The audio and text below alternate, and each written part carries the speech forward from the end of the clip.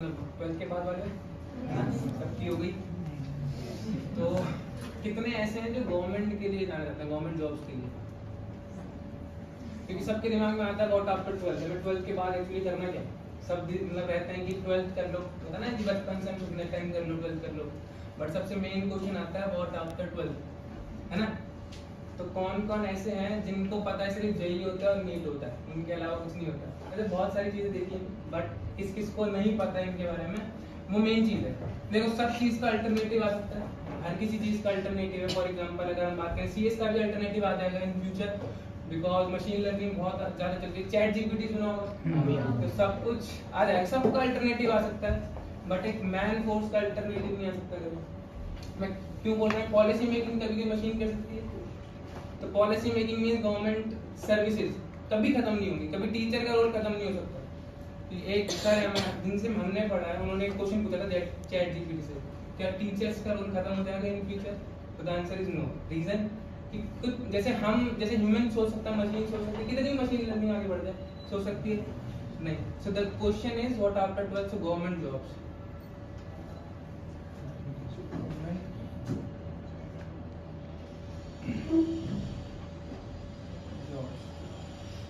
तो दो तरीके से हो सकती हैं गवर्नमेंट जॉब्स, 12th तक और आफ्टर, सॉरी 12th के बेसिस पे और आफ्टर ग्रेजुएशन।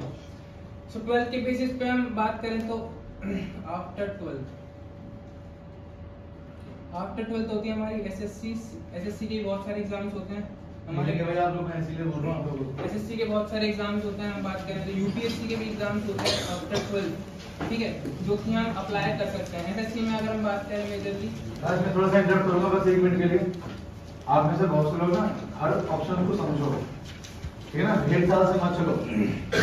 बाद में जैसे मैंने आपको दुनिया भर का ऑप्शन दिखा दिए, ठीक है सर, और जिन लोग कोटा के बारे में बात करनी है 2 मिनट वेट करना, मैं इनके बारे में सुनाऊंगा आप लोगों को।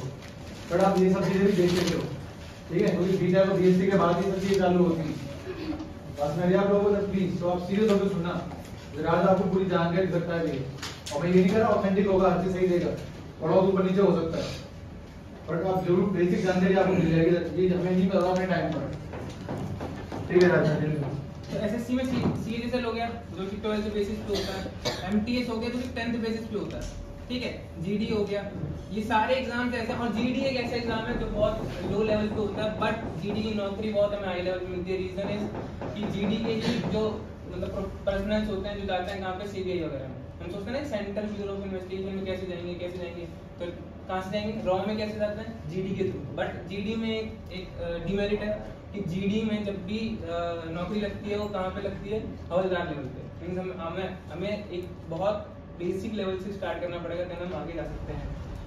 अब ये हो गया हमारा एसएससी के 3 पेपर होते हैं जो कि मेजरली चुनते हैं लोग 12th के बाद, सीएचएसएल, एमटीएस और जीडीएस।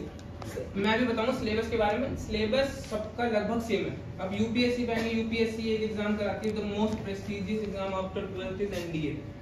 बहुत प्रेस्टिजियस एग्जाम है, हर कोई इसके लिए तैयारी कर सकता है, वेदर इट इज गर्ल्स और बॉयज, कोई भी दे सकता है। आपको अलाउ हो गया, मैं पहले नहीं था।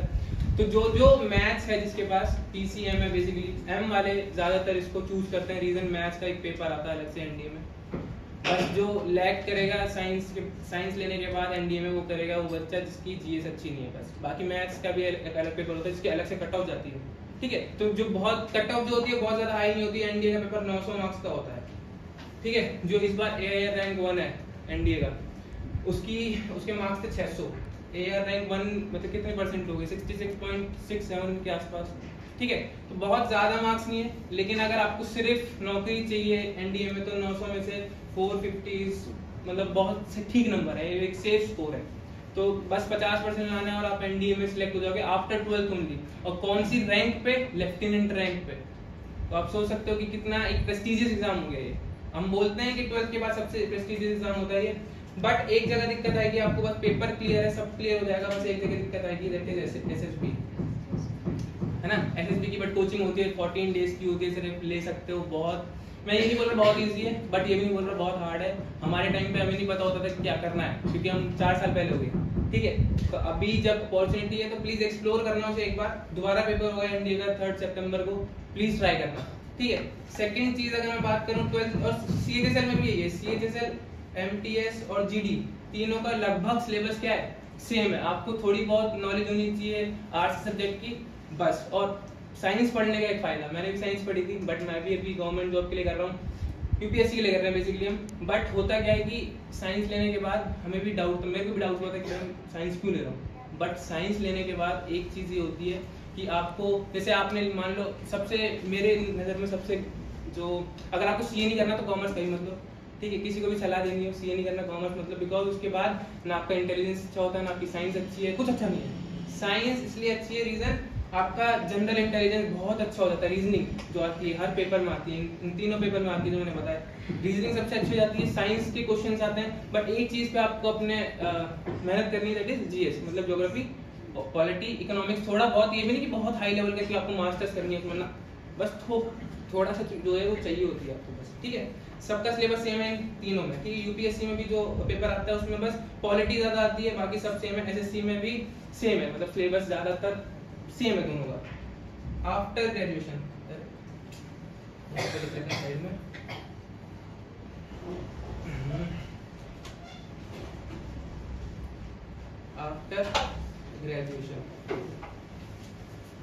आफ्टर ग्रेजुएशन बहुत सारे ऑप्शन है। पहली बार डिपेंड करता है आप ग्रेजुएशन कहाँ से कर रहे हो।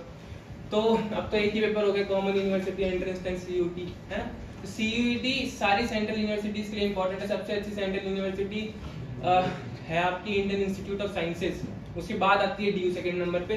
तो DU बहुत सारे कोर्सेज नए आए DU में, चेक करना, BBA भी शायद आ गया DU में, ठीक है। तो बहुत सारे कोर्सेज हैं DU में, बट आपको उसके लिए CUET क्रैक करना पड़ेगा, जो कि बहुत बड़ी बात नहीं है। अनटिल और अनलेस आपकी क्या अच्छी होनी चाहिए, GS। डिपेंड करता है GS पर। GS बहुत छोटी चीज नहीं है, बहुत बड़ी चीज है, बट उसमें से भी सिलेक्टिव लर्निंग करनी है सर, सारी चीजें नहीं पढ़नी है। और आप साइंस के हो तो आपको पहली बात रीजनिंग पे ध्यान नहीं देना, मैथ्स बहुत मिनिमल आती है बच्ची की आपकी। और एक और चीज की उसमें डोमेन पेपर होता है, याद रखना ये चीज। 27 डोमेन है हमारे पास DU में, CUET के अंदर 27 डोमेन में से आपको सिलेक्ट करना है कि फिजिक्स में करनी है, केमिस्ट्री में करनी है, किसी भी फील्ड में करनी हो आपको। और साइंस के बाद एक और फायदा है कि आप कुछ भी ले सकते हो, BCom BA कुछ भी, जो भी आपका मन करता है आगे, ठीक है। CA भी कर सकते हो अगर आपको ना पता हो तो किसी को, ठीक है। बट CA में वही है 5 साल का, डिपेंड करता है कि आप कितने मेहनत करते हो। CA में मेहनत बहुत है, बट वही है कि पेशेंस ज़्यादा है, ठीक है। ग्रेजुएशन मेरे हिसाब से CUET, बट CUET के लिए अगर एक ड्रॉप लेना है तो ले लो, अदरवाइज उसके बाद कोई ड्रॉप नहीं लेना। और अभी भी अगर किसी चीज में एनरोल कर सकते हो तो कर लो प्लीज, ठीक है, क्योंकि ग्रेजुएशन के बाद सारे ऑप्शंस खुलेंगे। और अगर कोई इस मिथ में है कि सिर्फ ग्रेजुएशन में तो जॉब दिलाएगी, तो प्लीज उस मिथ को त्याग देना, क्योंकि ग्रेजुएशन से कुछ नहीं होता। मेरा मानना पर्सनल ओपिनियन ये है। हाँ, अगर किसी टेक्निकल फील्ड में ग्रेजुएशन किया, फॉर एग्जांपल BCA आगे जाएगी, क्योंकि अभी मशीन लर्निंग है, जो भी मैंने बताया, AI बहुत आगे जाएगा। इसलिए बोल रहा हूँ मैं कि ग्रेजुएशन अगर सिर्फ टेक्निकल है तो ले लो। अगर ग्रेजुएशन फिजिक्स में करनी है, केमिस्ट्री में करनी है, किसी में भी करनी है, तो प्लीज वेट मत करना किसी भी चीज का कि मुझे यही कॉलेज चाहिए, यही चाहिए, ठीक है। कहीं से भी करना, ग्रेजुएशन कर लेना, क्योंकि टाइम इज इम्पोर्टेंट, ठीक है। नेक्स्ट, आफ्टर ग्रेजुएशन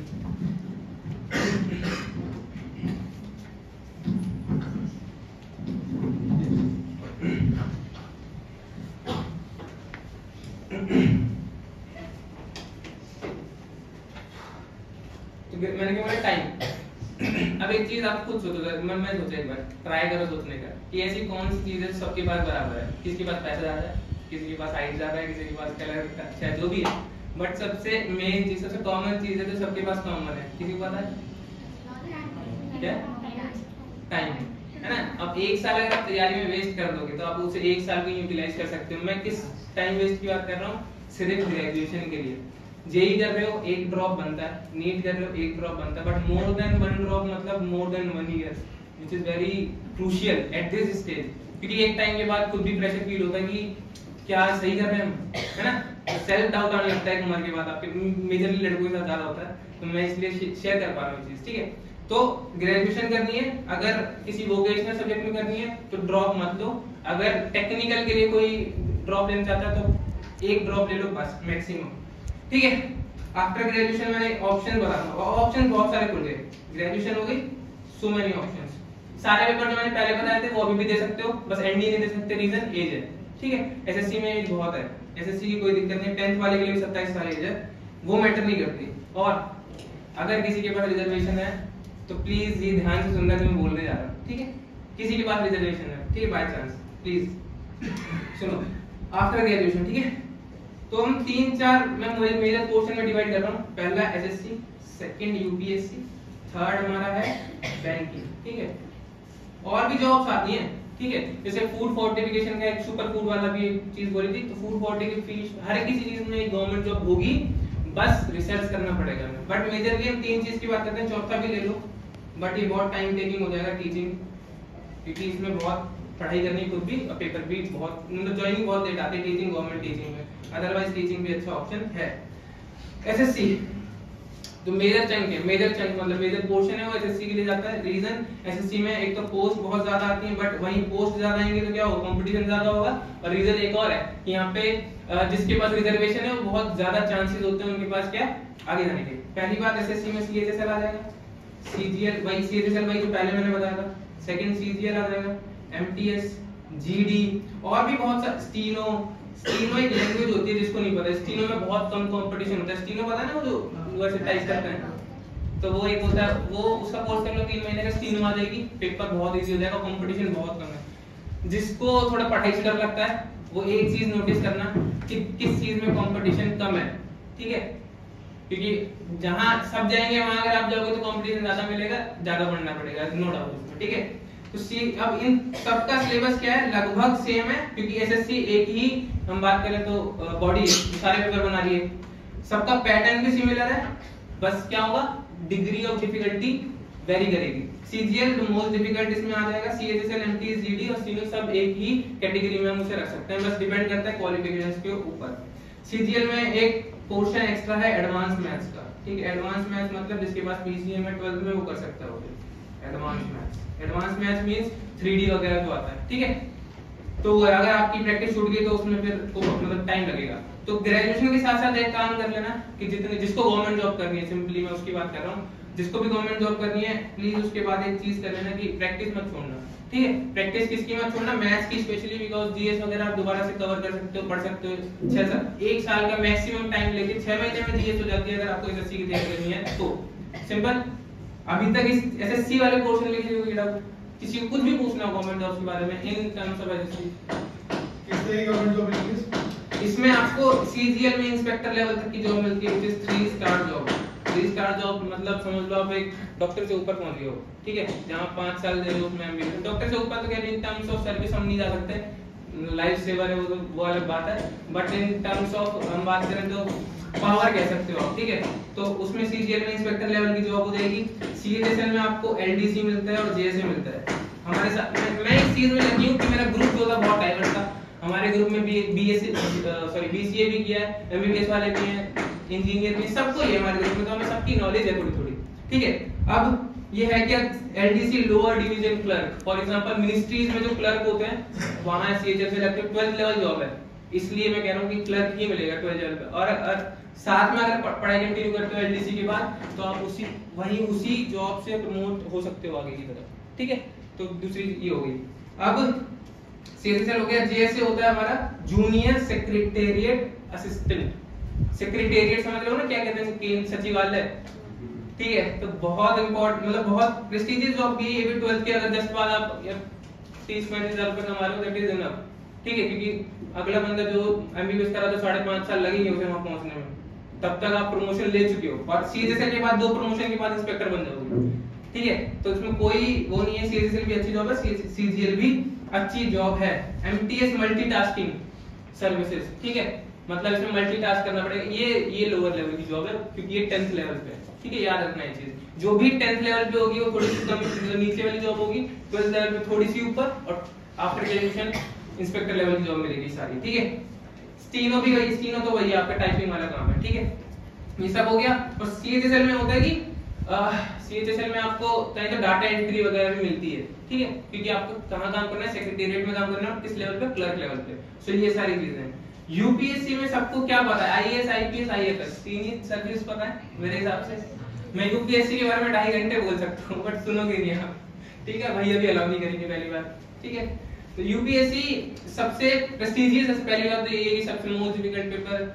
सेकंड चीज, यूपीएससी के बारे में सबको यही पता होता है कि आईएएस है, आईपीएस है और आईएफएस है।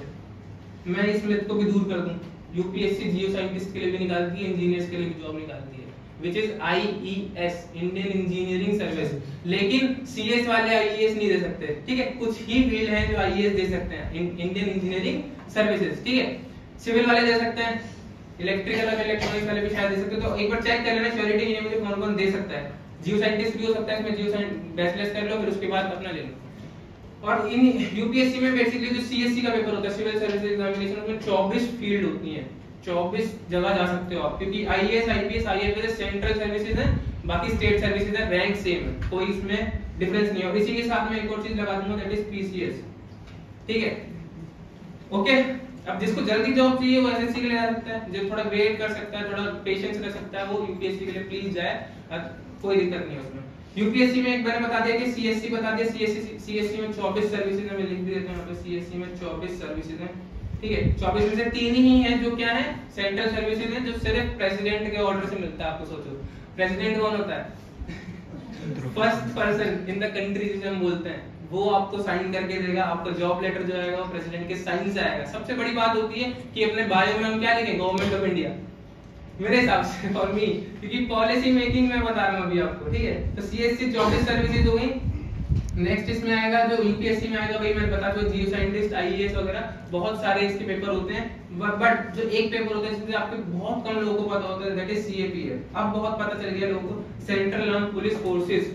इसमें 5 सर्विसेज होती है जिसको लेनी है, CRPF, CISF, SSB, ITBP, और एक और होती है, चेक कर लेना एक बार। 5 सर्विसेज होती हैं इसमें CAPF में। इसका पेपर बहुत इजी होता है, यूपीएससी के CSC के कंपैरिजन में इसका पेपर बहुत इजी होता है। इजी इन द सेंस, क्या कर सकते हो उसमें आप, इसमें जो टोटल पेपर आता है वो 650 मार्क्स का आता है, एंड 320 वाला जो होता है वो AIR 1 होता है, ठीक है।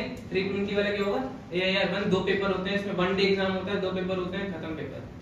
और आपको क्या रैंक मिल रही है, ACB की, असिस्टेंट कमांडेंट की आपको क्या मिल रही है, जॉब मिल रही है, जस्ट आफ्टर ग्रेजुएशन, ठीक है, विद 1 ईयर ऑफ प्रिपरेशन। अगर आपने ग्रेजुएशन में शुरू कर दिया तो आपको आफ्टर ग्रेजुएशन भी लग सकती है, और अगर थोड़ा वेट किया तो उसके साथ, ठीक है। नेक्स्ट पेपर CDS, जो भी भैया ने लिखा भी था ना नीचे, CDS ग्रेजुएशन के बाद CDS भी कर सकते हो। CDS में भी सेम NDA वाला पैटर्न है, नो डिफरेंसेस, ठीक है, सेम।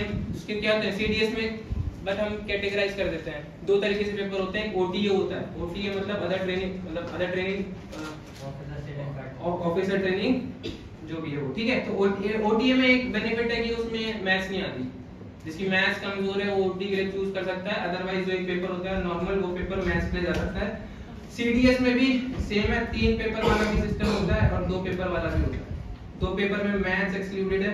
और इंग्लिश ऐसा नहीं कि इंग्लिश बहुत वो होती है हार्ड, कुछ नहीं होता, synonym antonym, fill in the blanks, comprehension, cloze test, खत्म इंग्लिश, एरर फाइंडिंग होती है, ठीक है। तो इंग्लिश भी ऐसी नहीं कि आपको बहुत ऑनर्स करनी पड़ेगी इंग्लिश में, नो, बहुत इजी इंग्लिश अभी भी कर सकते हो आप पेपर।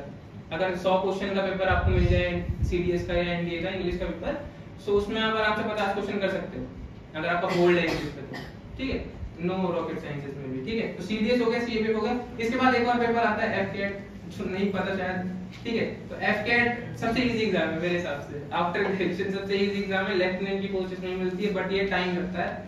इसमें भी क्या है, FCAT में 300 नंबर का पेपर होता है। यू हैव टू एक सिक्योर, अगर मैं बता दूं उसमें तो 170 मार्क्स लाने होते हैं। सिंपल, आपको फ्लाइंग ब्रांच चाहिए, फ्लाइंग मिल जाएगी, टेक्निकल चाहिए, टेक्निकल मिल जाएगी, नॉन टेक्निकल चाहिए, नॉन टेक्निकल मिल जाएगी, in the field of air force. FCAT मतलब सिर्फ एयर फोर्स, ठीक है। मतलब ये AF क्या हो गया, air force common admission test, ठीक है। तो ये सिंपल है इसमें, ठीक है। इतना क्लियर हो गया, यूपीएससी वाला पोर्शन क्लियर है, ठीक है। यूपीएससी हो गया, SSC हो गया, ये गवर्नमेंट सर्विसेज बता रहा हूं। और यही नहीं सिर्फ यही 4 पोर्शन में गवर्नमेंट सर्विसेज खत्म हो गई, गवर्नमेंट सर्विसेज और भी ज्यादा होती हैं, ठीक है। बट मैं बता रहा हूँ कि मेजरली हमने इधर डिवाइड कर रखा है इनको, क्योंकि सिलेबस क्या है, सेम है, इसलिए मैंने यहाँ पे डिवाइड कर रखा है सिर्फ। बैंकिंग में आ जाओ। बैंकिंग कह सकते हैं कि हाँ सदाबहार है, बट आजकल ऑनलाइन बैंकिंग ज्यादा चल गई है ना, बहुत सारे बैंक खुल रहे हैं। पेटीएम कोई सेंटर है उसका नहीं है, कहीं नहीं जा सकते पेटीएम में फ्रॉड किया तो वही है, फ्रॉड करेगा नहीं। बट मैं कह रहा हूँ बैंकिंग में भी सर्विसेज हैं, बट ज्यादातर वो IT वाले ले लेते हैं। बैंकिंग में आप सेंट्रल बैंक में जा सकते हो, जितने भी सेंट्रल बैंक, कितने सेंट्रल बैंक हैं पता है किसी को? पता है किसका चाहिए सच्चा? कौन NDA दे रहा है? कोई इस बार दिया है किसी ने? NDA दिया है? तो कितने सेंट्रल बैंक हैं? तो देयर आर 12 सेंट्रल बैंक्स, ठीक है। तो 12 सेंट्रल बैंक है जिसमें आप जा सकते हो। सबसे बड़ा सेंट्रल बैंक एसबीआई है, ठीक है। तो वहाँ पे एसबीआई पीओ अलग से पेपर आता है, बैंकिंग के सारे पेपर अलग से आते हैं। बैंकिंग और एसएससी दोनों का सिलेबस मैच करता है, ठीक है। तो जो एसएससी देता है वो ज्यादातर बैंकिंग भी देता है, ठीक है। तो वो अलग हमारा एक हो गया, ठीक है। आरबीआई के लिए भी जॉब निकलती है, ठीक है।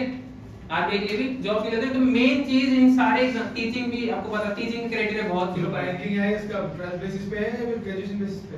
बैंकिंग ग्रेजुएशन पे, बैंकिंग ग्रेजुएशन पे, क्योंकि जॉब आपको अच्छी मिलती है ना उसमें। ग्रेजुएशन बेसिस पे बैंकिंग। टीचिंग का सबको पता है, ग्रेजुएशन, मास्टर्स, उसके बाद बीएड मास्टर साथ में कर सकते हो, कोई इशू नहीं है उसमें। बीएड करनी ही पड़ेगी। किसी ने बीएससी फिजिक्स ऑनर किया तो फिर क्या करेगा? बीएड करेगा? बीएससी फिजिक्स ऑनर्स कर सकता है। जो गवर्नमेंट जॉब चाहिए, टीचर बनना है गवर्नमेंट। हाँ कर सकता है कि नहीं कर सकता। देखो मेन चीज ये है कि ग्रेजुएशन मास्टर्स बीएड प्लस जो आपको सीटेट वगैरह निकाल, सीटेट ऐसा नहीं है कि सीटेट के बाद नौकरी लग जाएगी। बहुत सारे लोग सीटेट निकाल लेते हैं बट नौकरी नहीं लगती। रीजन क्या है? सीटेट एक एडमिट कार्ड है सिर्फ। सीटेट के बेसिस पे आप किसी भी टीचिंग का एग्जाम दे सकते हो, उसमें अगर क्वालिफाई करते हो तब जाके आपको टीचिंग मिलेगी। सीटेट निकालना इज नॉट कि हमें गवर्नमेंट सर्विस मिल जाएगी, ठीक है। सीटेट एक एडमिट कार्ड है जिसकी वजह से आप किसी भी टीचिंग एग्जाम में बैठ सकते हो। अब ग्रेजुएशन वाली बीएड में और मास्टर्स वाली बीएड में फर्क क्या है? ठीक है, ग्रेजुएशन के बाद बीएड कर ली, सीटेट निकाल लिया, कहां तक पढ़ाओगे? 10th लेवल तक। मास्टर्स करके अगर बीएड करते हो तो ये डिफरेंस है कि आप 12th लेवल तक पढ़ा सकते हो, तो ये डिफरेंस है, ठीक है। मास्टर्स के बाद पीएचडी कर लो तो प्रोफेसर, ठीक है। लेकिन ये बहुत लंबा प्रोसीजर है। ग्रेजुएशन 3 साल, मास्टर्स 2 साल, बीएड 2 साल, प्रोफेसर पीएचडी ले लो 2 साल। कितने साल हो गए? कितना 9 साल हो गए। उसके बाद पेपर भी निकालना, ठीक है। तो इसीलिए टीचिंग है अच्छी चीज है, बट ये है कि टाइम देख लो आप 9 साल तक अगर ले सकते हो तो ठीक है। तो ग्रेजुएट वो टीचिंग होगी, ठीक है। तो ये सारी चीजें समझ में आई। ये है हमारी क्या गवर्नमेंट जॉब्स के बारे में, ठीक है। अब किसी और चीज और किसी को गवर्नमेंट जॉब के बारे में कुछ जानना हो, किसी को अलग से कुछ ताली बजा